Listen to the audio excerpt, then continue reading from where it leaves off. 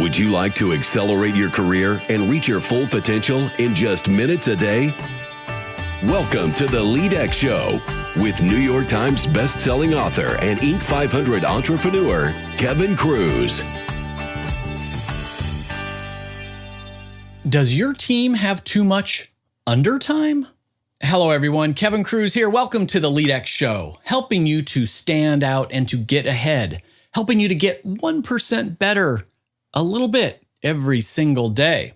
I'm on a mission to spark intentional leadership in 100 million people over the next 10 years. And one of the ways we're going to do that is by providing free leadership training and free management training for anyone, anywhere, at any time. And if you just go to leadx.org, you can see the free course of the day. Every day it's a new course.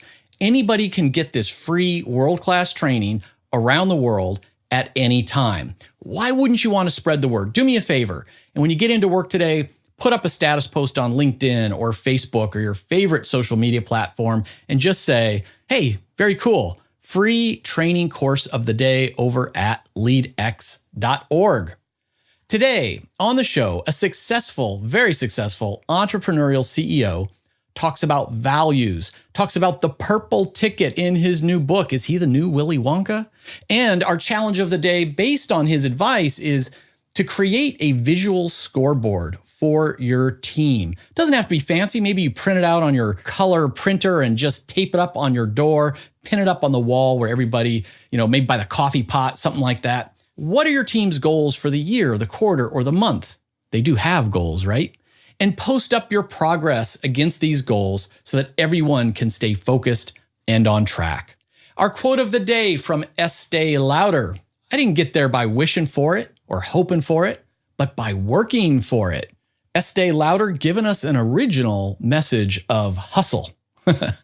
Our guest today is the co-founder and CEO of Self-Esteem Brands, which is the parent company of Anytime Fitness. You probably know of them because they have 3,500 locations around the world. He was recently honored by Chief Executive Magazine with its inaugural Leadership Award, and other awards include the fastest growing fitness club in the world and the best place to work in Minnesota. He is the author of the book, Love Work: Inspire a High-Performing Work Culture at the Center of People, Purpose, Profits, and Play. Our guest is Chuck Runyon. Chuck, welcome to the show. Thank you, Kevin. Looking forward to our time today.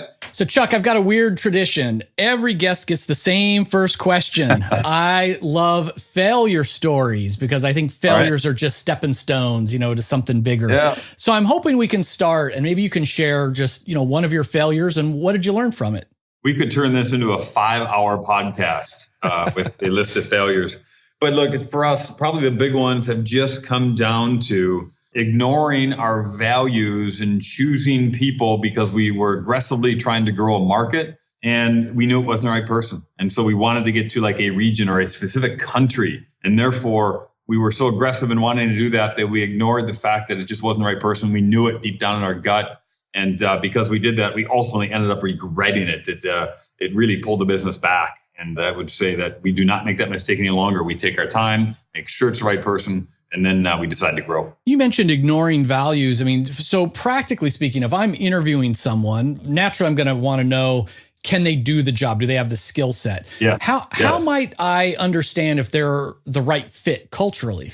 Yeah, I mean, we have the values of people, purpose, profits, play. Those are our 4 core values. But we also look for things because franchising is a relationship-based business that you have with a franchisor and a franchisee. So you have to have great communication skills. You have to have a listen first mindset. You have to be kind of self-aware of your strengths and weaknesses as a leader. And you have to be very collaborative and thoughtful to make sure that you put other stakeholders first and that you enrich them.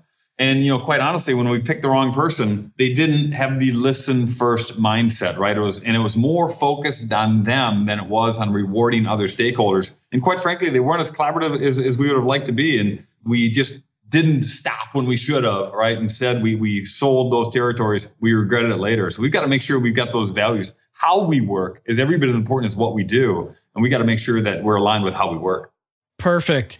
And in the intro, I talked a little bit about your background, but give us some context. Tell us a little bit about Anytime Fitness, and also, how's it different from other health clubs or gyms that, we might be familiar with? So we started Anytime Fitness 16 years ago, and I like to remind people that the iPod, the first generation, had not come out yet. There was no Apple smartphone, there was no Facebook, right? So this was a different time. And so this key fob approach, where we give a person a key fob, it opens every single gym door in the world. There's a surveillance system, a software program. And so you can enter our clubs and are not always staffed. And it provides great independence and empowerment to our members. They can use the club anytime they want and use any club in the world. So it's incredibly convenient. So at the time, that was new. We created this category. So that type of technology was revolutionary. Now, fast forward to today, and it just seems pretty obvious, right, with that type of technology. But what you find with Anytime Fitness are, first of all, we're the most convenient fitness option in the world, because your membership is going to get you into 4,000 clubs globally, 33 countries.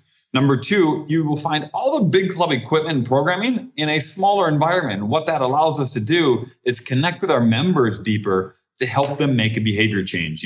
Exercising, living a healthier life is tough for most people, and they need our empathy.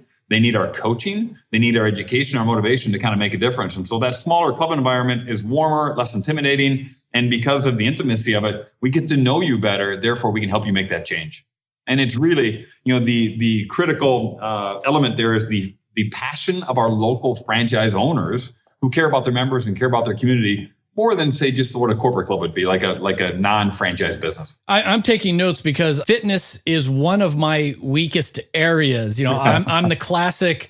You and many people. Work out for 90 days and then I fall off for a couple months and then 90 days. And I'm always trying to do it in the home gym. And I just wrote down, empathy, motivating, and perhaps, when I look up and connect with one of your local fitness centers, and maybe that's what I need to help keep me on track. Well, everyone does better with a coach. Even the greatest athletes in the world need a coach, right, to help raise the bar a little bit more, right, help them with some accountability. And that's actually where Anytime Fitness is going. We're going to be less about bricks and mortar, and we're extending our services well beyond the gym walls to help people live a healthier lifestyle. So as you mentioned, I think it's great that you work out at home. And so when you're at home, when you're at work, when you're not inside the gym, we think we can help you live a healthier life, get more steps in, eat a little bit healthier, get your sleep in, and live a more holistic, wellness approach versus just making gym visits. And that's where Anytime Fitness is going today, is to train, get beyond just a bricks and mortar gym experience. That's great. And I'm going to follow up on that idea in a couple minutes. That's, new blue ocean strategy for you there.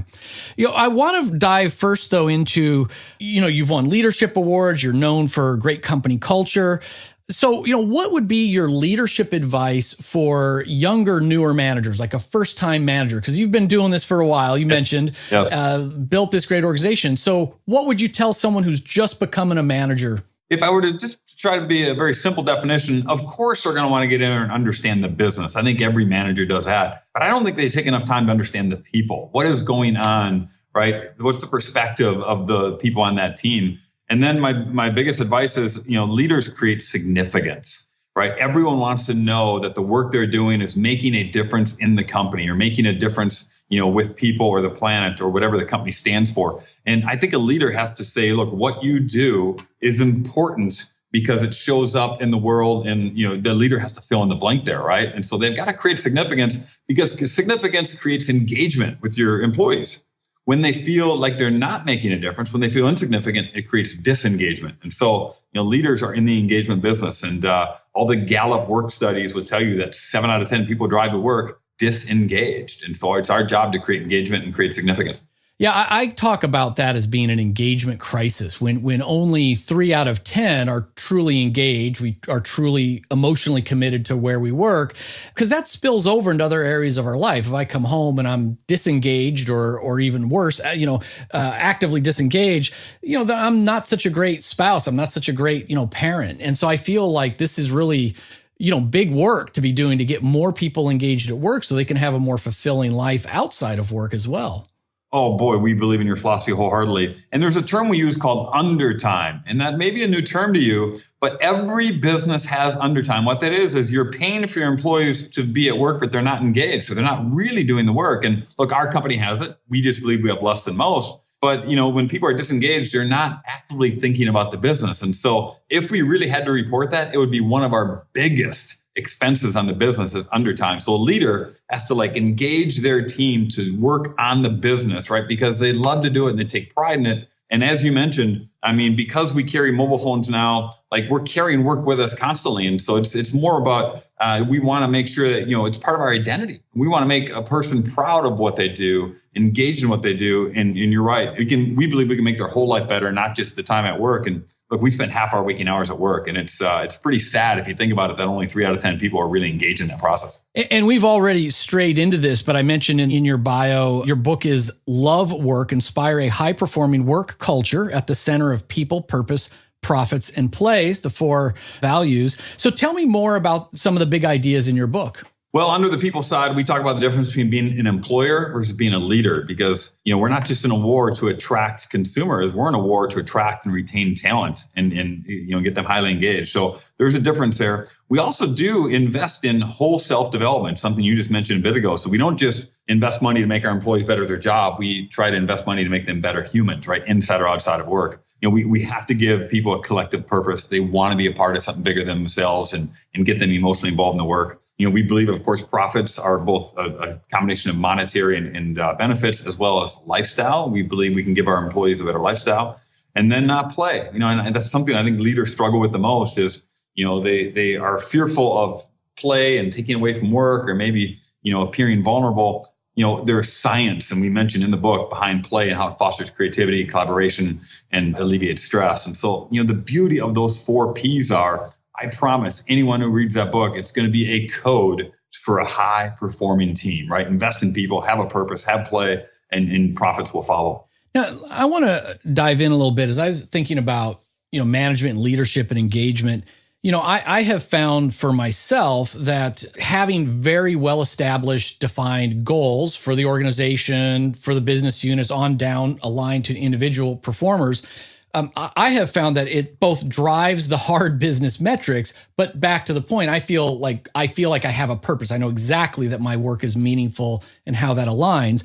But I'd love to get your take. What do you think about the goal setting and objective key performance metrics? Is that making it too much about the hardcore profits, or is there a way to use it to drive engagement as well? I'm in your camp. I think you drive engagement. You do want visibility that the company's most important initiatives and objectives, but it's a leader's job to drive the company's objectives to the individual role of every team member. How does what they do move the needle on that company objective? And it can be more than just profits. For us in franchising, we enrich people's lives through better health or through franchise ownership. And that has, incredible return on that type of investment. We call it ROEI, return on emotional investment, versus just ROI. And so for us, when we share the story of the objectives, it's not just about the metrics of money, but it's about the metrics of how we're transforming people's lives and enriching them just beyond a paycheck. And so, yes, I think the visibility of the company initiatives is super critical, and this tie it back to each employee's function. Your own practice around metrics, are these sort of set annually or are they reviewed quarterly? How do you actually work them? Yeah, first of all, how you do it, I think, is important. So we get a team together and we allow the team to weigh in, and we're very collaborative. It's a very democratic process on what they see. We want to harness their perspectives on the business. And so, first of all, it's a team building for our biggest objectives. And then, we publish them monthly internally. So our team, and in fact, they usually have something in their workstation or in their department that shows if we're, making progress throughout the year. So we try to create what I call these visible scoreboards. So our team knows regularly if we're winning or losing on these objectives, but then we will publish something each month that our team gets. That's great. So you mentioned some things, what are you most excited about when it comes to Anytime Fitness these days? Well, I mentioned earlier about how we're kind of turning this digital into, just being able to scale outside of our clubs, which just means we can impact more people. You don't necessarily have to be a member of a club for us now to help coach you on a healthier lifestyle. And then, of course, the international side of the business is absolutely exciting. We have 1,200 clubs located outside the U.S. We're on 5 continents, 33 countries. I just came back in the last 6 weeks. I've been in New Zealand, Australia, and Southeast Asia. And what's super cool is entrepreneurship is a global language, right? It doesn't matter if you open up a club in China